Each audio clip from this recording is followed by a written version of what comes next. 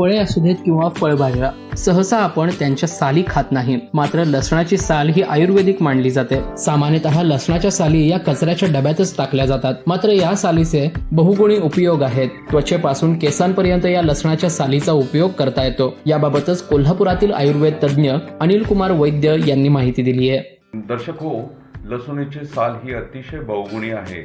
लसूणीची साल जर जाळून तुम्ही त्याचं भस्म केलं आणि हे भस्म बरा न होणाऱ्या जखमेवर मधाबरोबर लावलात तर नक्कीच कोणत्याही प्रकारची जखम असो, अगदी न भरणारी नॉन हिलिंग जरी असेल तरी त्याला हिलिंग होण्यासाठी सुरुवात होते. लसणाच्या सालीचे सुद्धा अनेक उपयोग इतर उपयोग पण आहे. ह्याच्यामध्ये ते अँटीमायक्रोबियल म्हणून काम करते, म्हणजे जंतुनाशक म्हणून काम करते, अँटीफंगल म्हणून काम करते.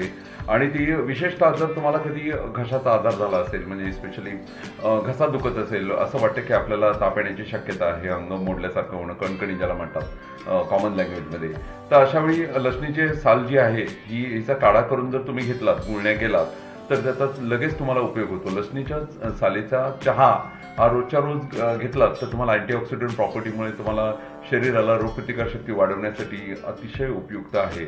लसणीचे असे अनेक लसणीचे जे पिल्स म्हणतात त्याला, त्याचे अनेक उपयोग आहेत.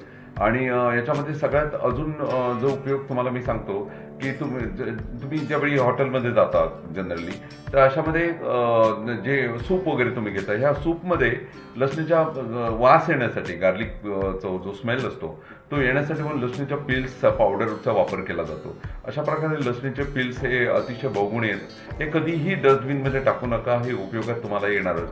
केसांसाठी याचा चांगला उपयोग होतो. केस येण्यासाठी किंवा शॅम्पू तुम्ही जो वापरता त्याच्याऐवजी तुम्ही हा जर वापरलात आठवड्यातनं एकदा तेलाबरोबर लसणीच्या पाकळ्याचा पावडर केलेली, तर त्याचा खूप उपयोग होतो चांगल्यापैकी केस येण्यासाठी वगैरे. असे बहुगुणी आहे त्याचा उपयोग आहे.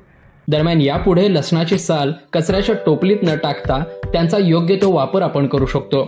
लोकल 18साठी साईप्रसाद महेंद्रकर, कोल्हापूर.